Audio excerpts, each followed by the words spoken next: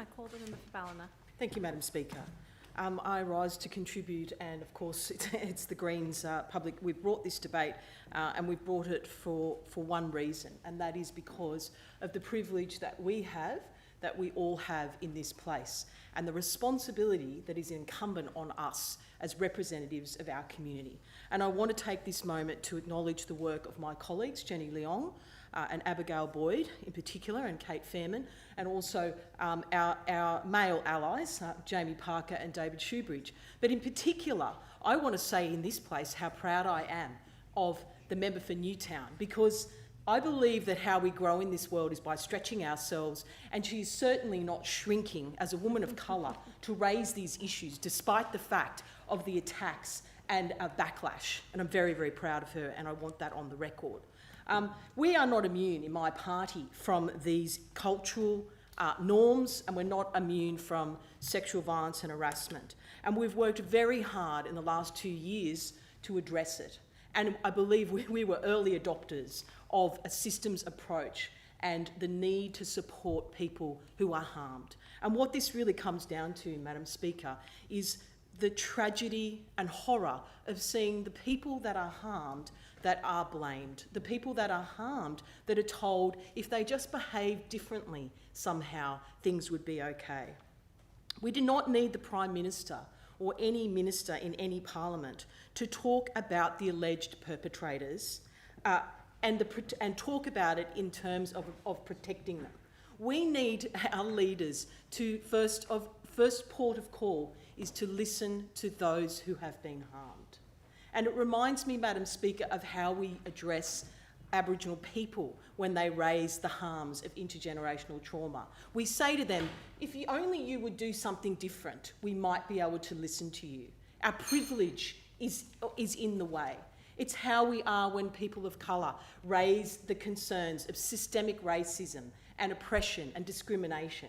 We say, no, you need to behave differently. Privilege acts, privilege protects. And that's what we have seen play out in the last month.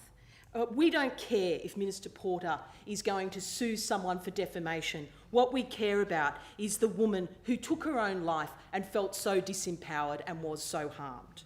Why did ministers war room and cover up the rape of Brittany Higgins? Why are these acts of sexual violence occurring in a workplace that is meant to be the absolute pinnacle of democracy and of fairness and respect for human beings? The Four Corners report this week said it all. There is a culture in this place, there's a culture in Canberra where cleaners found a woman naked and semi-conscious and did not think that it was unusual. That is a cultural change and systems change that we desperately need. And Madam Speaker, I'd take a moment to talk about the work of Brené Brown, who looks very much at the norms that we've established for men and women. And the Boston College in last year did a terribly disturbing study which looked at what women need to do to conform to female norms and what men need to do. And the answers were truly, truly disturbing. The answers amongst women, and this is Western cisgendered women, were that they needed to be nice, thin and modest and use all their resources for their appearance. And the answers amongst men were always show emotional control, work should be your priority, pursue status and violence.